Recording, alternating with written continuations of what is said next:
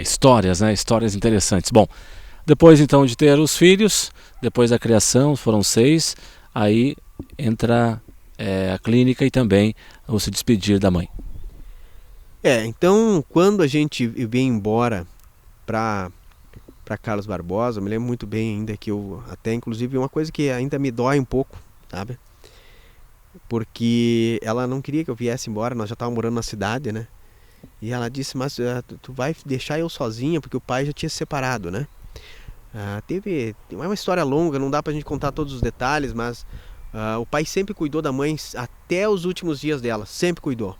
Mas como ele era um homem cristão e era um homem ainda novo, né? E ele continuou cuidando da mãe, assumiu ela, né? Mas para ele poder ter um relacionamento com a outra pessoa, ele acabou se separando da mãe para poder, né, ter um outro relacionamento, já que eles não tinham mais relacionamento por causa do problema de saúde dela, né?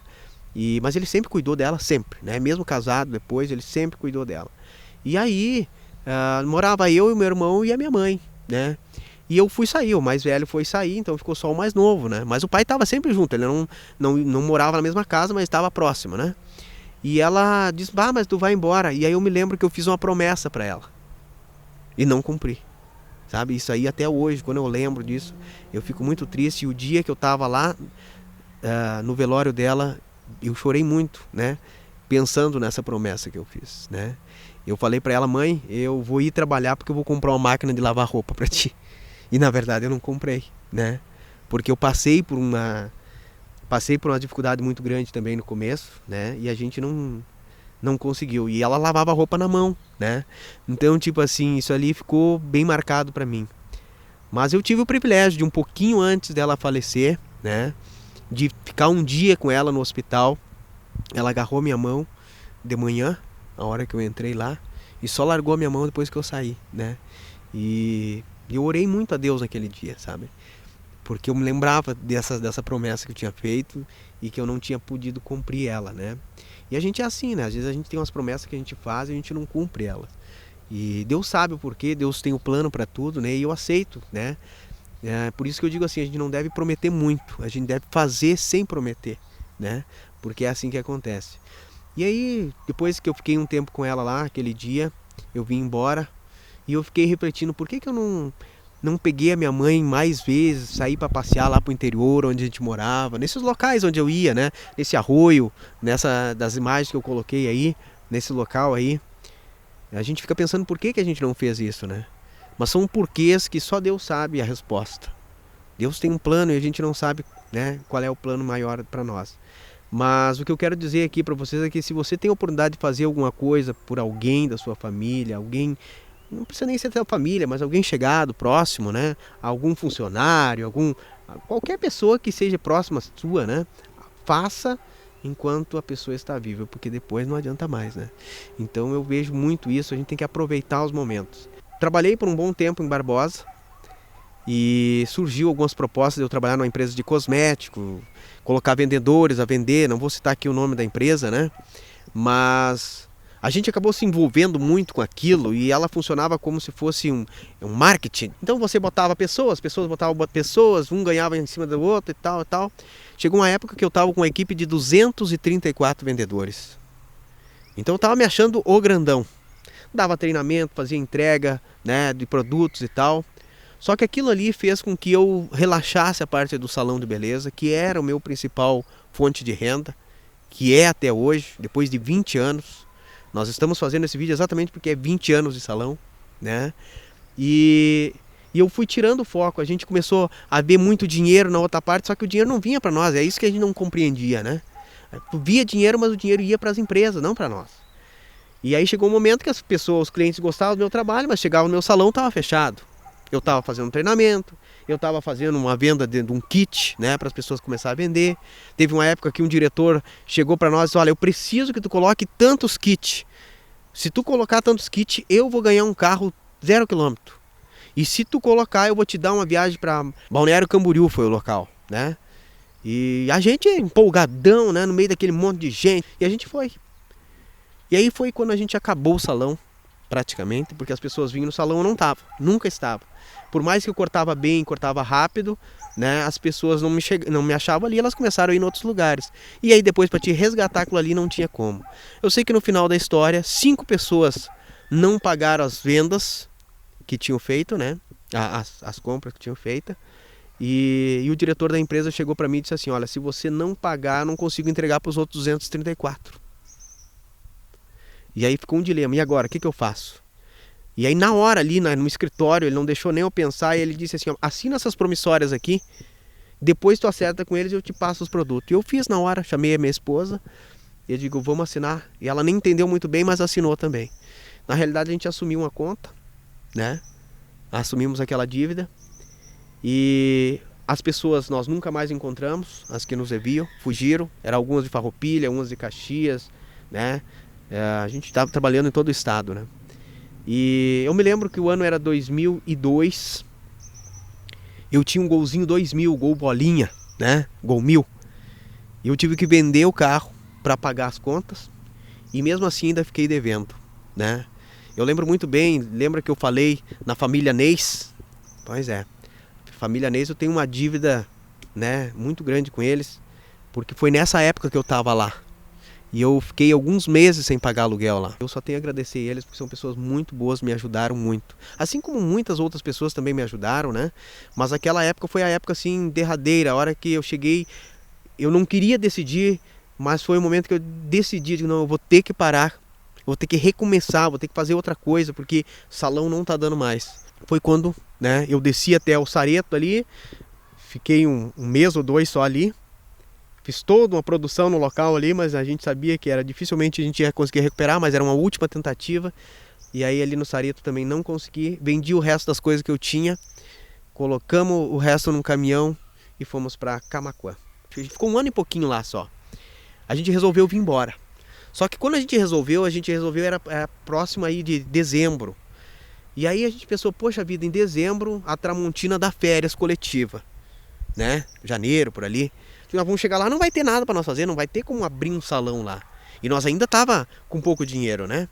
Então surgiu a ideia de eu ficar uns 2, 3 meses em Arambaré, que é uma cidade da Lagoa dos Patos, uma cidade muito bonita até. Você não conhece, vá para lá porque vale a pena, viu? E a gente resolveu fazer uma temporada lá. E aí, lembra da história do assalto? Assalto, pois é. Ronda Alta. Ronda Alta. Falei com meu amigo Décio Lidic. Ele e a sua esposa na época iam abrir uma lojinha lá e a gente dividiu o aluguel. Então eles ficaram com a lojinha e nós com o salão. E a gente ficou o período de praia lá, né?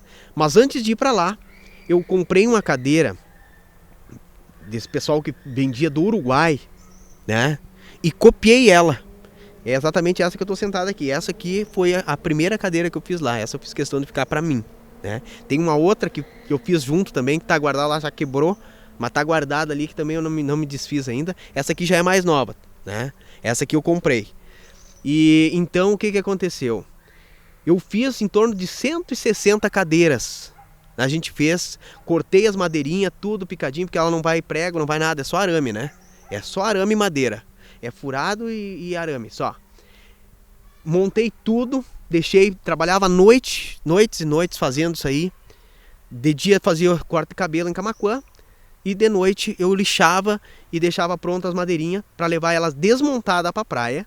E aí no período que a gente tava lá, além de fazer o corte de cabelo, eu ia vender umas cadeiras. E eu vendi todas elas nesse período lá. As que sobraram, que sobrou uma quantia assim, no finalzinho, quando eu tava terminando a temporada, eu fui numa casa que trabalha com vendas lá, fiz um preço bem acessível para eles e eles ficaram com tudo, né? O que nos ajudou a voltar de Arambaré para Carlos Barbosa. Nós, como não tinha dinheiro, nós pegamos um caminhão boiadeiro. Caminhão boiadeiro é aberto. Para fazer a mudança. Para fazer a mudança. Tinha ainda aquelas coisas de vaca, né? Tinha alguma coisa ali no chão ainda, né? E a gente pegou uma estrada de chão, na época não tinha asfalto de Arambaré até o asfalto, né? Pegamos vários quilômetros de estrada de chão e nós não se ligamos. Quando chegamos em Barbosa, aquilo era grosso de poeira. E a gente ficou sem cama, né? Porque quebrou, estragou tudo, né? E chegamos em Carlos Barbosa e aí tudo começou diferente daí. Bom, chegamos em Carlos Barbosa, partir então a recuperar o salão, recuperar toda a confiança, a fixar mesmo o Max Fashion Cabeleireiros. Bom, aí eu tenho um agradecimento muito especial também para uma outra pessoa aqui em Barbosa que me ajudou muito nessa época, que foi o Nestor Ian. Ele tem até hoje ali na Rua Elisa Tramontina, bem próximo onde eu tive meu primeiro salão. Eu quis voltar às origens, né? Deve dar uns 30, 40 metros da onde foi meu primeiro salão. Foi onde eu voltei com o salão. Então eu coloquei na salinha próxima do armazém que eles tinham. E ele me alugou lá em cima a cobertura que era para ser a sala de festas dele, para a gente morar. A gente fez improvisado ali as divisão, né? E aí, então nós tinha sala e cozinha e um quarto. E nós morava ali, né? E o interessante, e aí agora vocês vão começar a entender um pouco mais porque eu falei numa outra história, né? Que nós não tinha cama, porque nós perdemos a cama, né? Quebrou tudo, né? Na mudança, estragou, não teve jeito nenhum. Então nós colocamos um papelão e nós largávamos o colchão em cima. E seguidamente nós tínhamos que tirar o papelão porque dava umidade embaixo do colchão, né? E a gente ficou ali por muito tempo assim. Mas chegou um período, porque como a gente teve que recomeçar tudo de novo, que a gente já não conseguia pagar o aluguel. O aluguel, se eu não me engano, ele me fazia um preço muito acessível, mas eu acho que dava uns 600, 700 reais o total, né, entre a salinha de baixo e em cima. E a gente estava conseguindo atirar em torno de 400, 500 reais por mês no salão. Então a minha esposa foi trabalhar na Galvanotec para poder ter uma renda extra. Eu tentei trabalhar com vendas em um horário e salão no outro, mas não deu certo. E aí um dia, essa parte é muito importante, um dia eu sentei naquele colchão, a minha esposa ainda não tinha ido trabalhar na Galvanotec. Nós sentamos ali e eu disse, amor, nós temos que falar com Deus, porque nós já temos com 2, 3 meses de aluguel atrasado. Tá apertando de novo. Tá apertando de novo.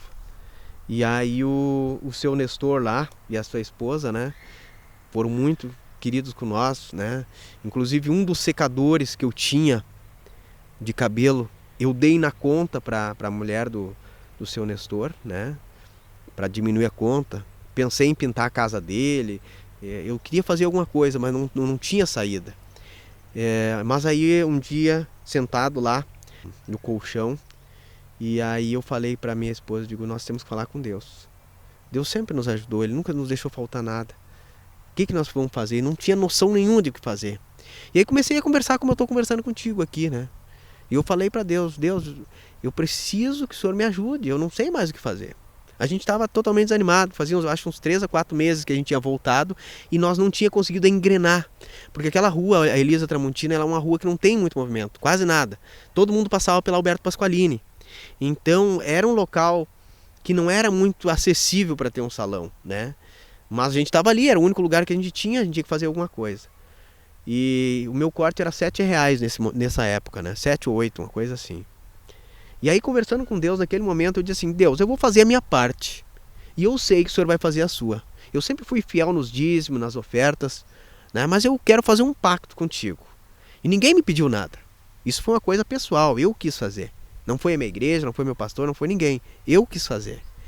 E aí eu disse para Deus, olha Deus, vamos fazer o seguinte, ó.